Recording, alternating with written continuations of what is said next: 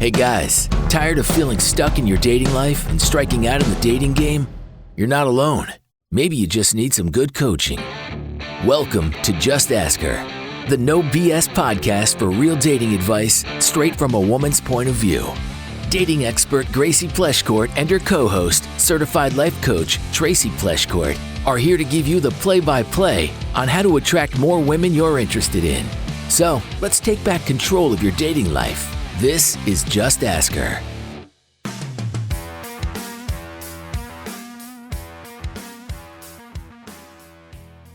Welcome back to Just Ask Her, the podcast that helps single men date with confidence, connect with real women, and finally feel in control of their dating lives. I'm Gracie, here with my co-host and mom, Tracy, and we're excited to be back for another episode. In case you're not watching, my mom just gave a little wave to the camera. I always feel like with that pause, I should say hi or wave or do something. You do whatever you want. This is our show. True. Very true. So here we are, the last week in July. Yeah, crazy. I am absolutely mind blown by that. I blink and a whole week goes by. I don't even know. Time is not slowing down, that's for sure. No, it just seems like it just keeps getting faster and faster. Yeah. But there's always so many good things. Every time I call you, I'm always like, so what's new? And I always know that in the 24 hours that has surpassed since the last time I talked to you, you're going to tell me a dozen plus things that have come up new. So our life is always very exciting. There's always something kind of cool to hear or look forward to or find out about. So yeah, and we blink and we're sitting right back in these chairs for another episode. Yeah, and just let it be known that my prediction of doing the podcast here versus at my house was spot on. We haven't gotten through the recording things that I needed to do, so there's still a possibility that it might shift. Yeah, back in what? But I'm not complaining. I like it here. I know you do. Yeah. All right, well, let's get into it. Submission 1 is from Tiago, and he is a 35-year-old Brazilian living in Winnipeg, and he says, "Hello, neighbors. I've been single since December 2023 after ending a 14-year marriage. My ex-wife and I share a 5-year-old daughter. Stepping back into single life felt overwhelming. Half my life had been spent with one person, so I threw myself into every experience I'd missed since we started dating in high school. I ended up dating more in the past year than in all years before, and while it was fun, the loneliness never really left. About a year after the divorce, I matched with an amazing woman on Bumble. Beautiful, funny, and perfectly silly in all the right ways. It took 3 persistent months before she agreed to meet. We dated for 5 months, and I fell hard. Unfortunately, she was fresh out of a breakup that was leading to her own divorce. She and her ex, they share 2 daughters, were constantly in contact and often fighting. Just when things felt great between us, she learned that her ex was officially dating the woman he'd cheated with. Heartbroken, she ended things with me. I didn't give up. We kept seeing each other casually, but she never wanted anything official. A few days after my birthday, when she'd surprised me by filling my apartment with 35 balloons, she ended it for good. It's been 14 weeks since we last spoke. She removed me on Snapchat, ignores my Instagram messages, and 2 weeks ago reactivated every dating app. I know what I bring to a relationship: emotional availability and intelligence. My therapist and past dates agree. I have a stable 9-to-5, take care of myself, and I'm working towards becoming a Winnipeg police officer, and I co-parent my daughter 3 days a week. Still, I'm tired of feeling like no one's first choice. Dating apps now trigger my anxiety, so I've deleted them. I go out with friends to stay busy, but my mind drifts back to her and what might have been. Part of me wants to try to reconnect. Part of me knows I've suffered enough. Thank you for listening and for your podcast, which I've been binging since I discovered it. Your work means a lot. Tiago." Aww. That's a heartbreaking story. Yeah, it is. And I'm really sorry to hear that things ended the way they did. That is never easy. And it's always so much harder when it feels like it comes out of nowhere. And if you've been binging, you've obviously heard a few other stories that have ended like this. And it's really hard. And there's not really anything that anyone can say to prepare you for something like that or to make you feel better about something like that.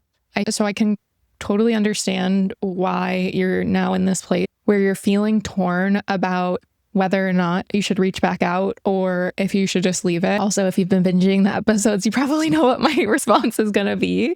I agree. I think that you have been through enough with this particular relationship. I think that it sounds like you've done everything you possibly could to have this go a different way. And to me, it clearly sounds like she is not in the place where she can be in a healthy, sustainable relationship. And that's not your fault. And it's also not your mess to clean up. Yeah. And that's what you would be doing or attempting to do. And it's not even guaranteed that doing that would result in a relationship with her. I want to zoom out for a second and just talk about the way you're feeling. Research from Stanford shows that emotionally intelligent men like you actually experience deeper heartbreak after a loss because you're more in tune to what was real. You didn't just lose a girlfriend. You lost this future that you were imagining. You lost a version of yourself that got to feel chosen and was seen and was celebrated. And that grief deserves time, but it does not deserve shame. So I do not want you compounding the pain with this unnecessary suffering that happens through shame. All of this, what you're feeling, is so normal. And it is probably exaggerated because you are an emotionally intelligent man. So I also want to point out something that most people overlook. Emotional labor that you put into this relationship. Studies on rebound relationships show that when someone hasn't fully processed their last breakup, they often unconsciously seek out someone who can help stabilize them on an emotional level. So unfortunately, I think what happened is you became that stabilizer for her. You were loving and consistent and whole. But the kicker is when she had to face her own heartbreak fully, she retreated. And that doesn't mean that you weren't enough. It means you were almost like too safe to project chaos onto. So she pulled back instead. Yeah, I think right out of the gate, she was showing a lot of red flags, like the fact that you were pursuing this for over 3 months before she decided to go out with you is a huge red flag. Huge, huge red flag. I always tell my clients, you should never spend more than a week on the dating apps before getting out on a date with somebody you matched with, let alone 3 months, because this is what happened. Like, there's a reason why she doesn't want to meet you. If she's using the apps as they're intended, then it doesn't take more than a week to know that you want to go out with somebody.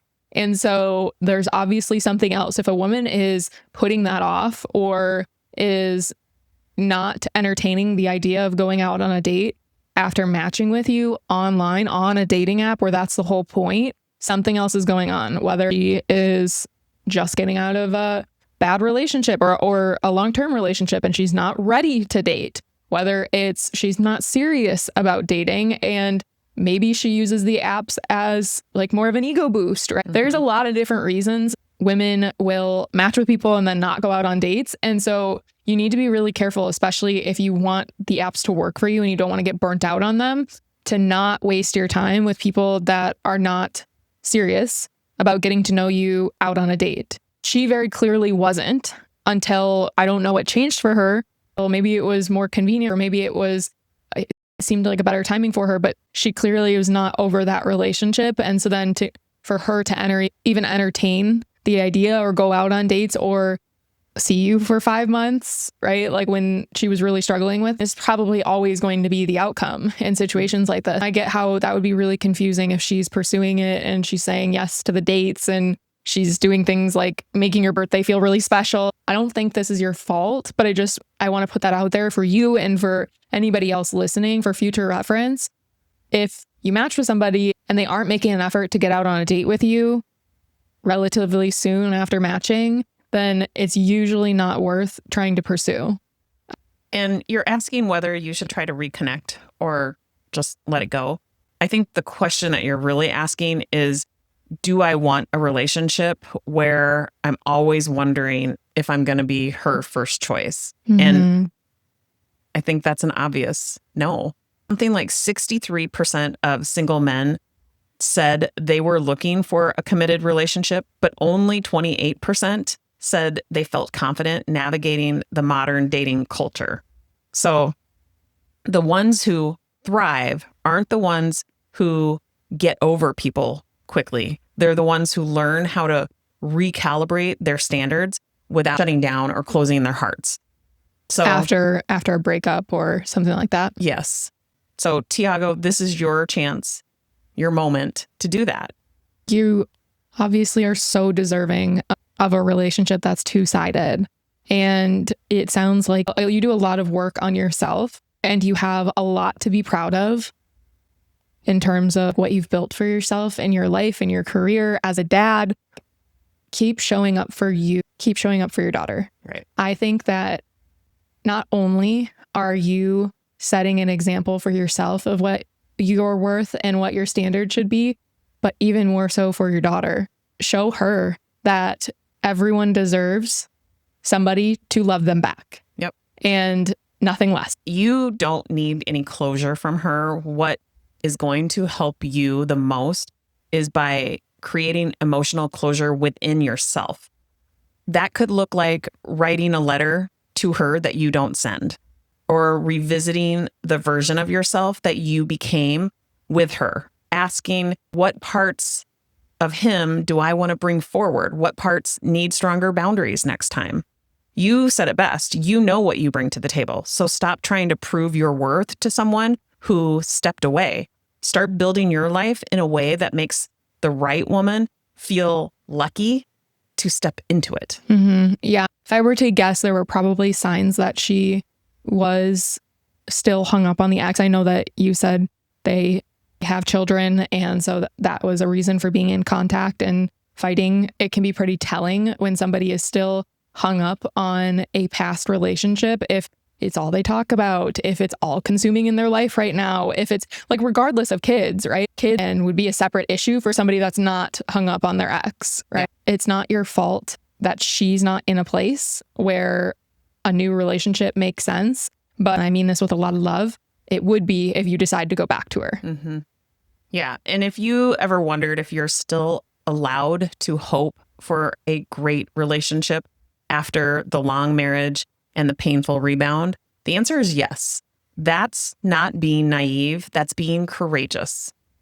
And I really want to underscore that, because so many people think that they are being naive by continuing to hold out hope that their person is out there after these painful breakups. And it takes a lot of courage to keep trying. And that's what we think you should do, Tiago. You have so many reasons to keep going, keep pursuing the woman that you're looking for. And we hope that you do. And we hope that you'll keep in touch with us and let us know. She's out there. Yeah. Let us know when you find her. Mm-hmm. Thank you for writing in. It's finally here. The Self-Made Man Dating Journal is officially live and ready for you to grab on Amazon.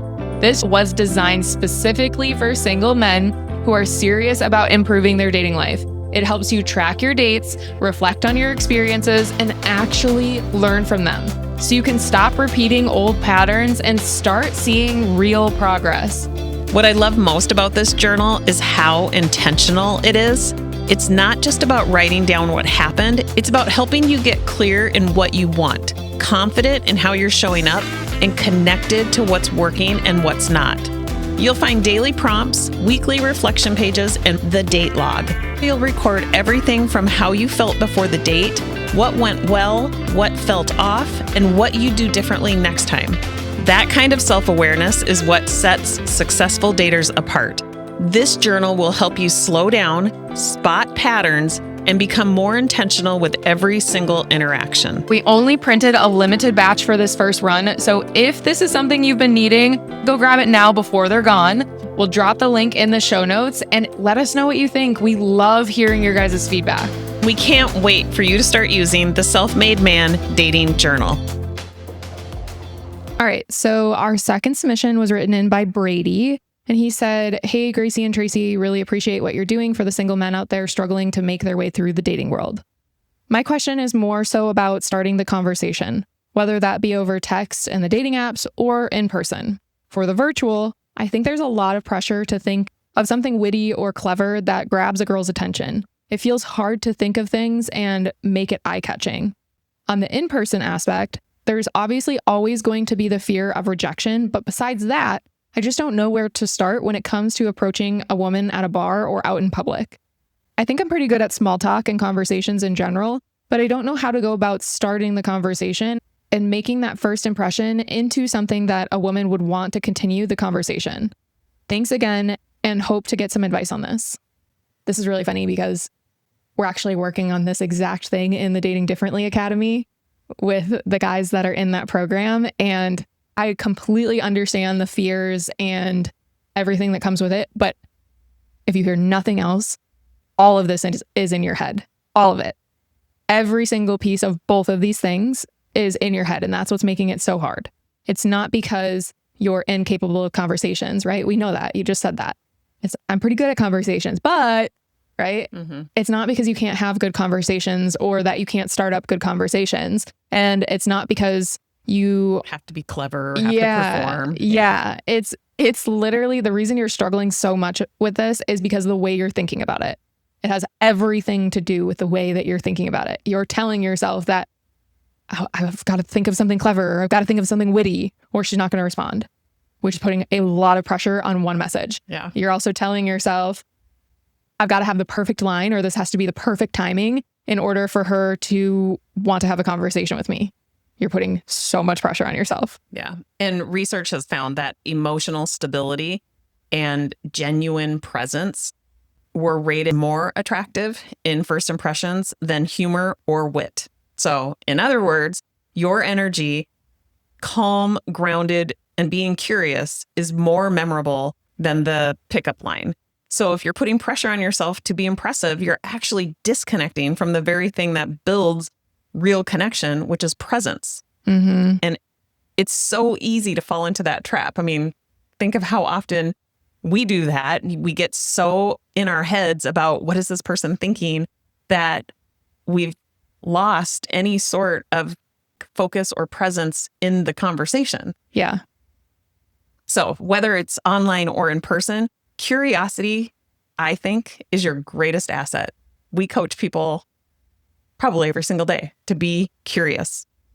Curiosity is a sign of emotional intelligence and a major contributor to kinetic energy. So instead of thinking, what's the most clever thing I can say? Try, what am I genuinely curious about in this person's world? Yeah. Or I wonder what I could learn about that person. Or I wonder if we'd have anything in common. That works great for somebody you don't know, right? Instead of, I need the perfect line or the perfect thing to say, try on the thought, I wonder if we'd have anything in common. How are you going to find that out? Well, through a conversation, right? And what I'll tell you is that like the pickup lines and the clever or witty one-liners, they don't work anymore. I don't know that they ever did, but they definitely don't work now. And so like the pickup artisty type tactics, like that guys think that they need in order to get a girl's attention, it's like the last thing you want to be doing, because all it does is catch women off guard. And the last thing you want is for her to be so caught off guard that she can't even pay attention to the actual conversation happening. There have been times for me where guys have approached me and tried to use one of those like witty or flirty one-liners. And it's like, all it did was make me uncomfortable and like embarrassed. I was like, oh my God, what the heck? This is so awkward. Don't do that. You're going to make her uncomfortable. You And just got to tell me, what's a cringy pickup line? I don't know, like somebody coming up like, out of nowhere being like, you are so gorgeous. Or I just had to tell you, you're so beautiful. That would immediately make my entire face go red. I would be so embarrassed. I would be like, okay, thank you. Or I'd uncomfortably laugh it off. Like it would be uncomfortable. Most guys think that you need to be so forward or so flirty, like right out of the gate.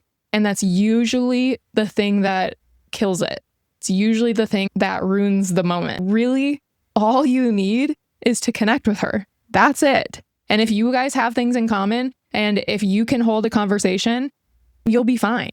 You don't need some flirty one-liner or some flirty opener in order to get a girl's number or to get her out on a date. Like if she connects with you and she likes the conversation she's having and you leave the conversation with, well, hey, it was great talking to you. I'd love to continue this another time. Why don't you give me your number?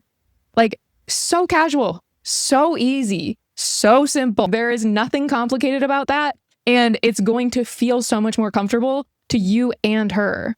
When it comes to the in-person approaches and things like that, the number one mistake you can make is to overcomplicate it and to think that you need this perfect line or this perfect timing or whatever. It's like, if you can get a good conversation going, that's all you need. It doesn't have to be anything crazy. It doesn't have to be anything flirty. Like, all we're doing is seeing if you guys have anything in common. All we're doing is seeing if she likes having conversation with you. That's it.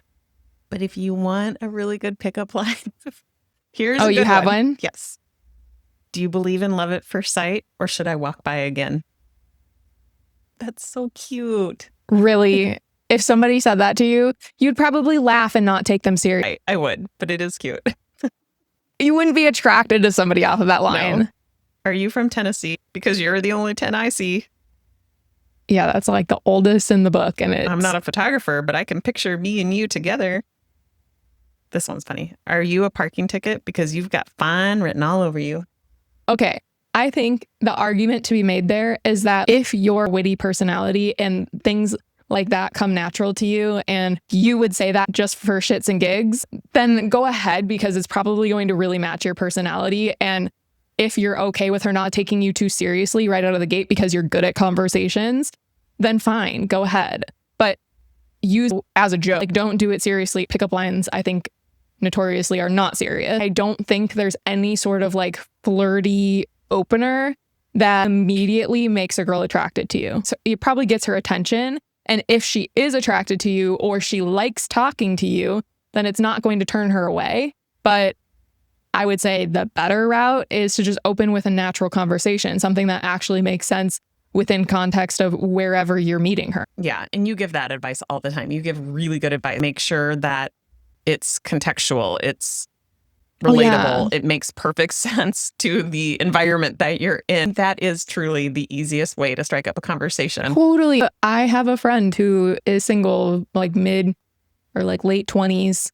And he meets girls literally everywhere he goes because he's not afraid of starting the conversation. And that's his only objective. It's like you get so caught up in this like results-based thinking that it's completely screwing with the actual results that you're getting.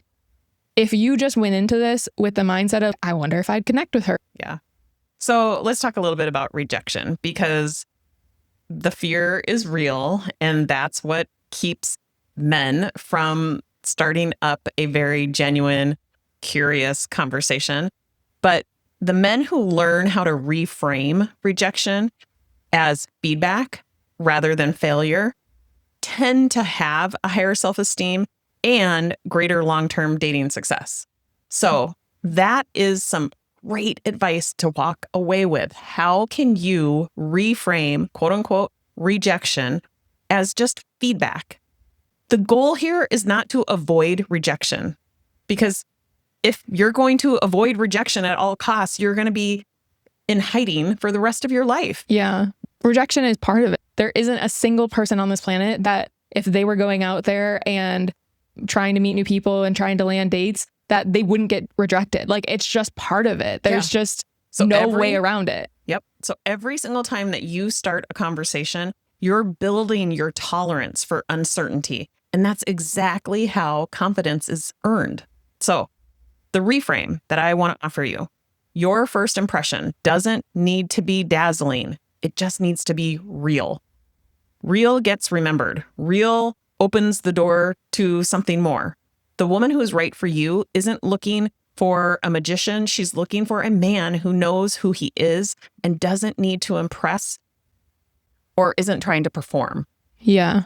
Yeah. The guys that stand out the most are the guys that are starting the conversations. Like, to be honest, like, it happens so little these days. I do understand the fear, and I do know that there are women that are not kind. And I would chalk that up to she's had a bad past experience, and it has nothing to do with you. If you are doing this in a respectful way and you are being genuine in starting a conversation and a woman takes it poorly, seriously, I would chalk it up to she's had a bad experience in the past, and it has nothing to do with you. 99% of guys have a fear of rejection. Well, 99% of women have had a bad experience with somebody being wildly inappropriate in a conversation they were trying to start or in trying to hit on them. And so it doesn't have anything to do with you. And if you are doing this respectfully and you're leading with curiosity of like, I wonder if we would connect and nothing more, it is not you.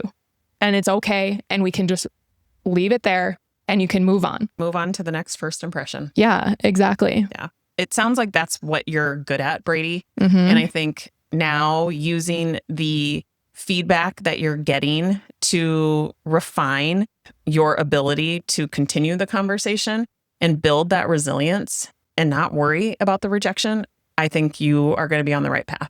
And to your point of trying to think of something witty or clever when you're messaging a woman, biggest thing you can keep in mind is make your goal to get interested.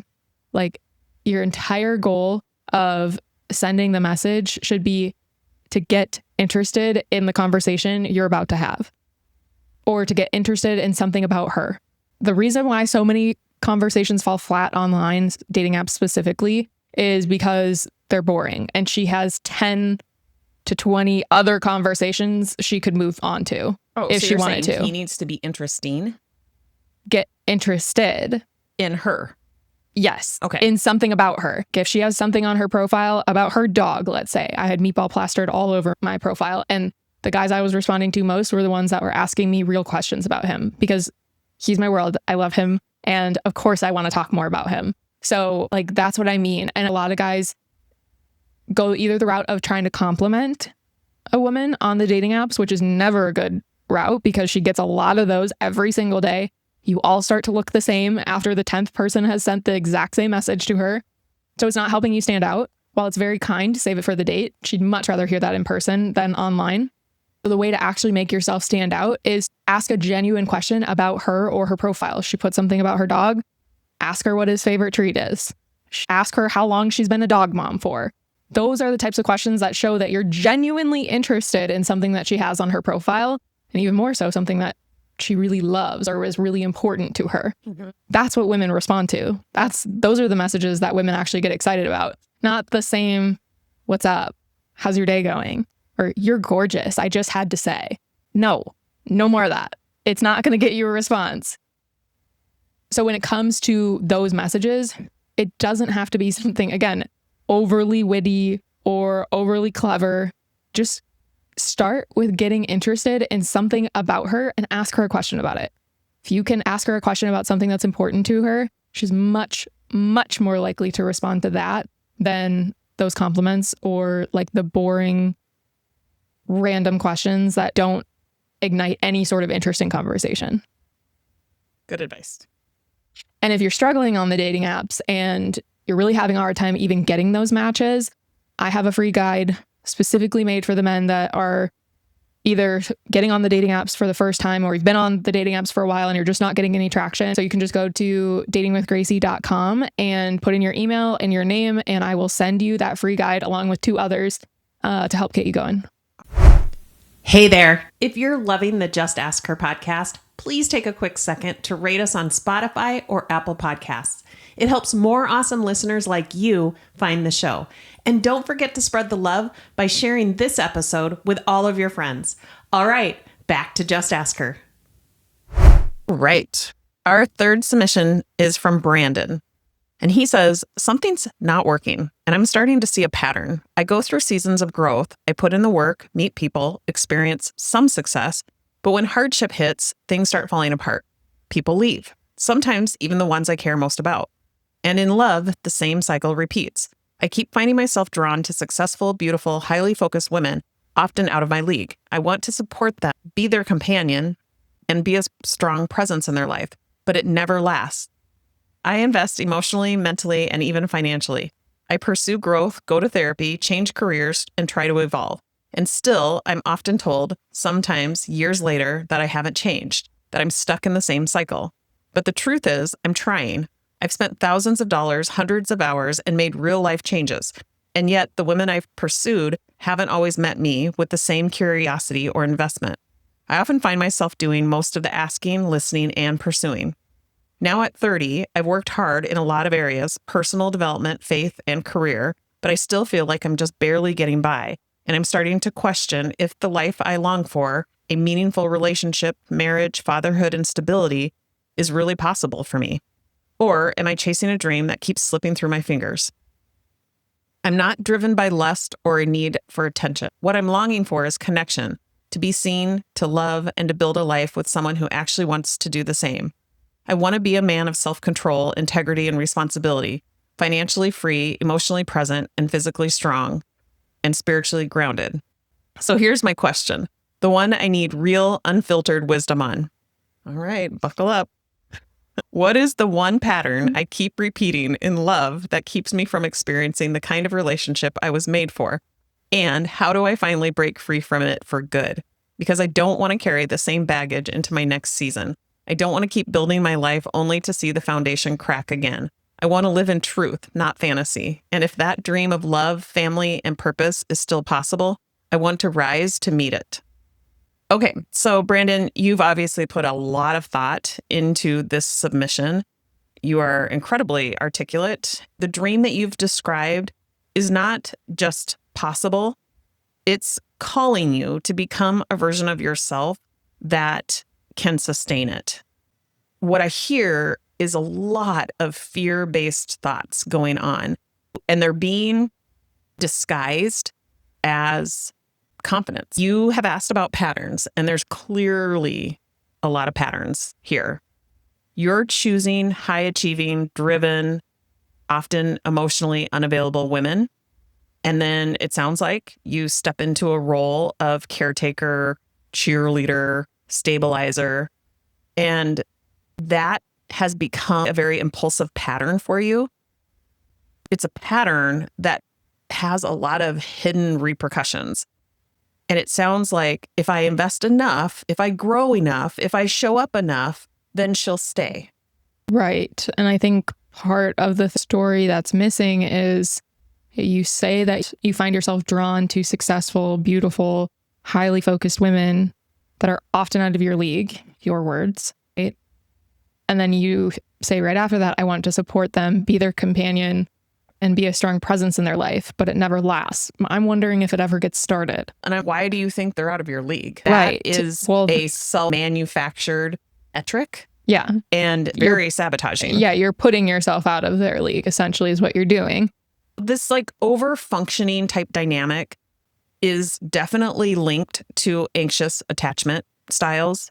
And studies have shown that anxiously attached individuals tend to overgive, over-pursue, and over-accommodate in their relationships, especially when they're paired with avoidant or emotionally distant partners. That might explain why, even after all of your efforts, you're told that you haven't changed. You're measuring your growth by how much you give, and she's measuring safety by how much she feels.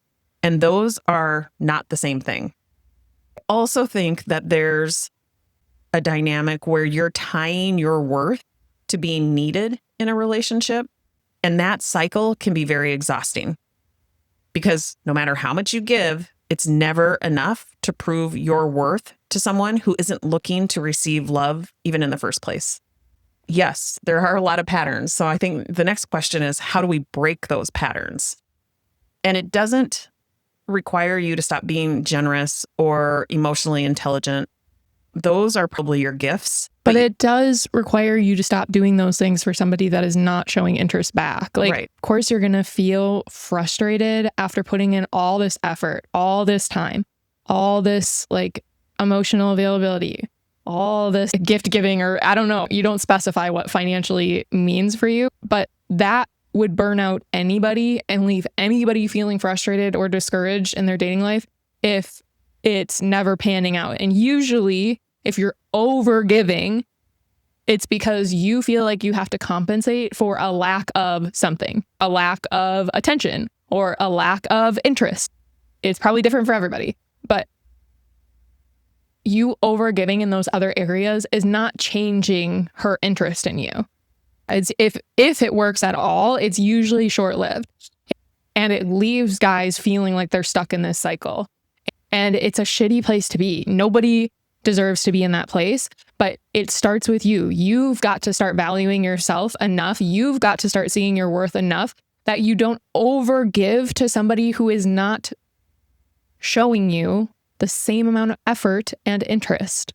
Because a lot of this could be avoided if you heeded those warnings earlier on before you financially invested or emotionally and mentally invested to the point where you're feeling so discouraged after when it doesn't work out. Mm-hmm. Yeah. Just start practicing discernment. And the pattern that you've always had is like immediate devotion. I want you to flip that and start using strong discernment. So before you start investing, ask yourself, is this woman emotionally available? Does she show consistent curiosity about me? Does she initiate, or is she always on the receiving end? You're not chasing a fantasy. You're chasing a mirror. And somewhere along the way, you may have learned that love is earned through performance or through giving or through validation, when it's really earned through presence. That's the pattern that we need to break and start anew. So the freedom comes from when you stop trying to be chosen and you start standing in the place of choosing. So Brandon, today is where this pattern stops. You stop chasing the fantasy and you start recognizing your worth and what it is that you bring to the table, and really get clear on that. One of the things that we have in the Self-Made Man dating journal is it starts with you.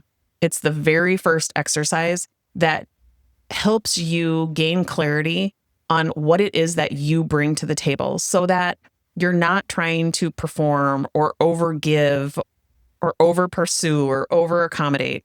You don't have to do that when you know what it is that you have to offer.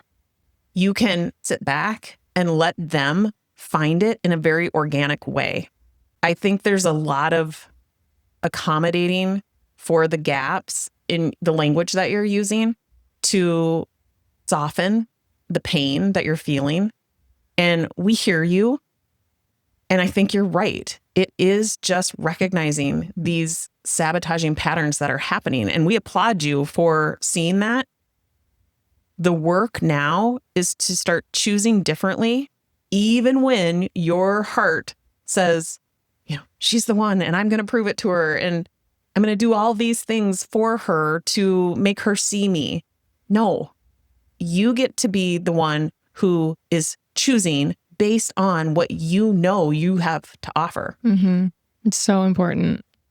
And you're not behind. You're on the edge of a new way of progressing. So, yeah, you're 30 years old. You're at such a good time in your life to be exploring real connections, ones that are mutual and with women that share the same level of interest and compatibility with where you're at in life and what your goals are. So keep looking for that. Mm-hmm. And don't overgive or over pursue anything less than that. 100%. You are absolutely on track for that life that you so beautifully articulated for us, and that you're longing for. You're on track. So it's just going to look like choosing a little bit differently with some discernment. All right. So that wraps up another episode of Just Ask Her. Just Ask Her. I'm sitting here looking at your whiteboard where it says 38,000 downloads. I mean, we're still in our infancy and we're only on episode 36 and there's over 38,000 downloads. We're averaging more than 1,000 downloads per episode. I'd say that's pretty good. I know the big podcasts are like tens of thousands of downloads, but we'll get there. Mm-hmm. Come on, give me some nuts. Mm-hmm. Yep. Well, that's all we have for this week's episode. Be sure to follow me on Instagram and TikTok at Dating with Gracie. We look forward to seeing you right back here next week. These episodes air every Wednesday morning. And in the meantime, no matter where you are or what situation you're in, Just ask her.